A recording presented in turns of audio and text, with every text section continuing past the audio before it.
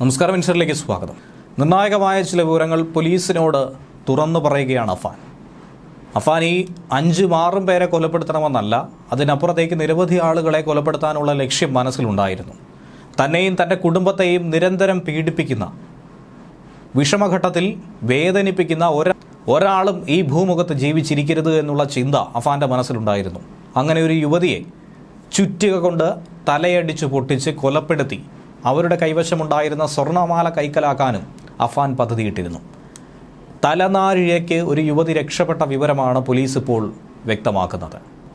സ്വർണ്ണമാല കൈക്കലാക്കാൻ വേണ്ടി മറ്റൊരു യുവതിയെയും കൊലപ്പെടുത്താനുള്ള പദ്ധതി അഫാൻ്റെ മനസ്സിലുണ്ടായിരുന്നുവെന്നാണ് പോലീസിന് സൂചന കിട്ടിയിരിക്കുന്നത്.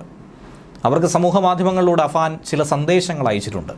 അതിൻ്റെ കൂടുതൽ വിശദാംശങ്ങൾ പോലീസ് ഇപ്പോൾ കണ്ടെത്തിക്കൊണ്ടിരിക്കുകയാണ്. നേരത്തെ തന്നെ അഫാൻ്റെ മൊബൈൽ ഫോൺ കേന്ദ്രീകരിച്ചുള്ള അന്വേഷണം പോലീസ് ആരംഭിച്ചിരുന്നു. അഫാൻ്റെയും അഫാൻ്റെ ഉമ്മയുടെയും മൊബൈലാണ് പ്രധാനമായും ശ്രദ്ധ കേന്ദ്രീകരിക്കുന്നത്. കാരണം പണമിടപാടടക്കം, സാമ്പത്തിക ബാധ്യത അടക്കം ഇതിലൂടെ മനസ്സിലാക്കാൻ വേണ്ടിയായിരുന്നു ഈ തിരച്ചിൽ.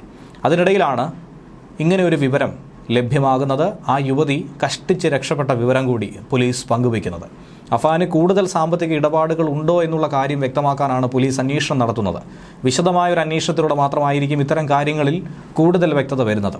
അതിനുവേണ്ടി പ്രത്യേകമായ അന്വേഷണ സംഘത്തെ രൂപീകരിച്ചിട്ടുണ്ട്. ഈ അന്വേഷണ സംഘത്തിൽ തന്നെ ഒരു വിഭാഗം ഈ വിഷയം അന്വേഷിക്കുമെന്നാണ് മനസ്സിലാക്കുന്നത്.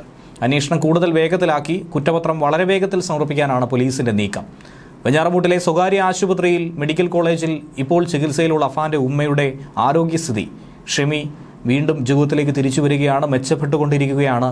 അവർക്ക് കാര്യങ്ങൾ സംസാരിക്കാൻ കഴിയുന്ന ഒരു സാഹചര്യത്തിലേക്കാണ് എത്തിയിരിക്കുന്നത്.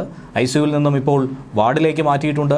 5 കൊലപാതകങ്ങളെക്കുറിച്ചും മകൻ നടത്തിയ ക്രൂരകൃത്യത്തെക്കുറിച്ചുള്ള ചെറിയൊരു സൂചനയും ഷെമിക്ക് നൽകിയിട്ടുണ്ട്. അതിലൂടെ ഷെമി പല കാര്യങ്ങളും തിരിച്ചറിയുന്നു, പലതും മനസ്സിലാക്കുന്നുവെന്ന് വേണം ഇപ്പോൾ അനുമാനിക്കേണ്ടത്. വെഞ്ഞാറമൂട് കുട്ടക്കൊലക്കേസിലെ പ്രതിയായ അഫാനെ ഇപ്പോൾ ജയിലിലേക്കാണ് മാറ്റിയിരിക്കുന്നത്. കസ്റ്റഡി കാലാവധി അവസാനിച്ചു, 2ാം ഘട്ട തെളിവെടുപ്പ് പൂർത്തീകരിച്ചു. അതിനുശേഷം അഫാനെ ജയിലിലേക്ക് മാറ്റി.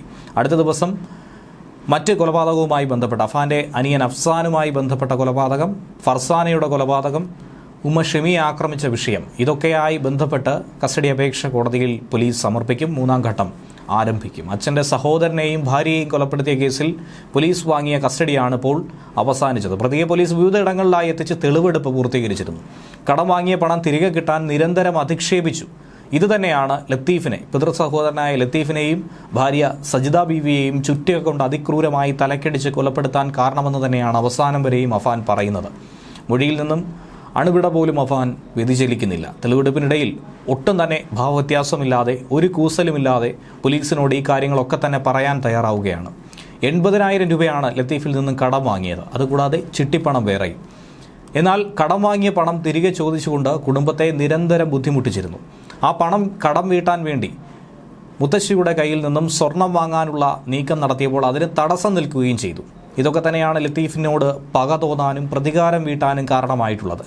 അമ്മയെ കഴുത്ത് ഞെരിച്ച് നിലത്തിട്ട് ആദ്യം തന്നെ ലാക്കാക്കിയത് അച്ഛൻ്റെ അമ്മയെ, മുത്തശ്ശിയെ കൊല്ലുക എന്നുള്ളതാണ്. അതിനുശേഷം സ്വർണ്ണമാല കൈക്കലാക്കി നേരെ ലത്തീഫിൻ്റെ വീട്ടിലേക്കും യാത്ര തിരിച്ചു.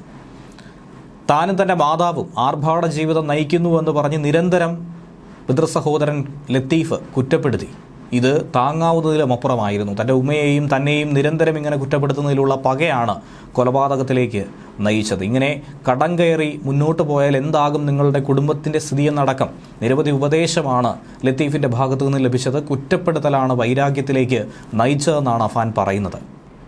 വര പറഞ്ഞ് ചിലവഴിക്കണം, അതല്ലാതെ പോയി കഴിഞ്ഞാൽ കടം കയറി മുടിയുമെന്ന ഉപദേശം നൽകി, ഉമ്മയെ കുറ്റപ്പെടുത്തി. ഇതൊക്കെ ധാരാളമെന്നാണ് അഫാൻ പറയുന്നത്.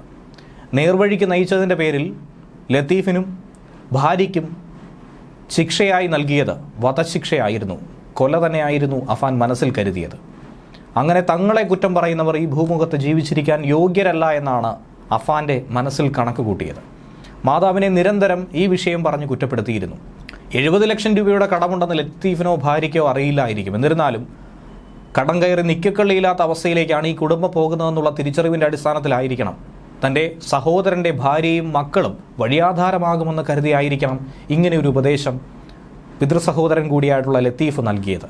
അത് പ്രകോപിപ്പിച്ചതാകട്ടെ അഫാനെയും. ലത്തീഫിൻ്റെ ചുള്ളോളം എസ് എൻ പുരത്തെ വീട്ടിലാണ് തെളിവെടുപ്പ് നടത്തിയത്. ഫെബ്രുവരി 24 ഉച്ചയ്ക്കാണ് അഫാൻ ലത്തീഫിൻ്റെ വീട്ടിലെത്തിയത്. ആ സമയം ലത്തീഫും ഭാര്യ സജിത ബീവിയും ഹോളിൽ തന്നെ ഇരിക്കുകയായിരുന്നു. അഫാനെ കണ്ടതോടെ വെള്ളമെടുക്കാനായി അടുക്കളയിലേക്ക് സജിത ബീവി പോയ സാഹചര്യത്തിലാണ് ചുറ്റിക കൊണ്ട് ലത്തീഫിനെ ആഞ്ഞടിച്ചത്. ലത്തീഫിൻ്റെ മൊബൈലിലേക്ക് കോൾ വന്നതോടെ പ്രകോപനമായി നിയന്ത്രണം നഷ്ടപ്പെട്ട് ലത്തീഫിനെ ആഞ്ഞടിച്ച് കൊലപ്പെടുത്തുകയായിരുന്നു. ചുറ്റിക കൊണ്ട് അടിയേറ്റ് സോഫയിലേക്ക് ലത്തീഫ് മറിഞ്ഞു വീണു. ഈ ശബ്ദം കേട്ട് സജിത ബീവി ഒച്ചപ്പാടോടുകൂടി അടുക്കളയിൽ നിന്നും ഓടിയെത്തിയപ്പോൾ അവർക്ക് നേരെയും ആക്രമണം നടത്താനായി ശ്രമിച്ചു. രക്ഷപ്പെടാൻ വേണ്ടി അടുക്കളയിലേക്കാണ് സജിത ബീവി ഓടിയത്. ആദ്യം കയ്യിലടിച്ചു, തുടർച്ചയായി ചുറ്റിക കൊണ്ട് തലയിൽ ആക്രമിച്ചു. അടുക്കളയിലെ ഇടനാഴിയിൽ സജിത ബീവി ബോധം കെട്ട് വീണു. ശേഷം വലിച്ചിഴച്ച് അകത്തേക്ക് കൊണ്ടിട്ടു. പിന്നീട് വാഷ് ബേസിനിലെത്തി ചുറ്റിക കഴുകി വൃത്തിയാക്കി ബാഗിൽ വെച്ച് കയ്യിൽ കരുതിയ സിഗരറ്റ് എടുത്ത് കസേരയിലിരുന്ന് ഇതിൻ്റെ ആത്മനിർവൃതിയിൽ സിഗരറ്റ് വലിക്കുകയായിരുന്നു. ലത്തീഫിൻ്റെ മൊബൈലും കാറിൻ്റെ താക്കോലും പക തീരാത്തത് കൊണ്ട് കയ്യിൽ കരുതി. ലത്തീഫിൻ്റെ ഫോൺ നിരന്തരം ബെല്ലടിച്ചു കൊണ്ടിരുന്നത് അഫാനെ അങ്ങേയറ്റം അലോസരപ്പെടുത്തി അസ്വസ്ഥത ഉളവാക്കി. വീട്ടിൽ നിന്നും ബൈക്കിൽ പുറത്തിറങ്ങി ഒരു 200 മീറ്റർ മാറി റോഡിനടുത്തുള്ളൊരു കുറ്റിക്കാട്ടിലേക്ക് മൊബൈലും താക്കോലും വലിച്ചെറിഞ്ഞു. ഇങ്ങനെ ചെയ്തത് തന്നെ കൊന്നിട്ടും പക അവസാനിക്കുന്നില്ല, വീണ്ടും വീണ്ടും കൊല്ലണമെന്ന ഒരാഗ്രഹം മനസ്സിലുള്ളത് കൊണ്ടാണെന്നാണ് അഫാൻ മൊഴി നൽകിയിരിക്കുന്നത്. പോലീസ് സംഘം കഴിഞ്ഞ ദിവസം ഡോഗ് സ്ക്വാഡും ബോംബ് സ്ക്വാഡും ഒക്കെയായി പരിശോധന നടത്തിയപ്പോൾ മെറ്റൽ ഡിറ്റക്ടർ ഉൾപ്പെടെയുള്ള ഉപകരണങ്ങളുമായി നടത്തിയ പരിശോധനയിലാണ് ഫോണും താക്കോലും കണ്ടെത്താൻ പോലും കഴിഞ്ഞത്. കരിയിലക്കൂട്ടത്തിനിടയിൽ നിന്നാണ് ഇത് കണ്ടെത്തിയത്. ലത്തീഫ് കടം കൊടുത്ത പണം തിരികെ ചോദിച്ചു എന്ന് പറയുന്നു. 80,000 രൂപയാണ് കടമായി വാങ്ങിയത്.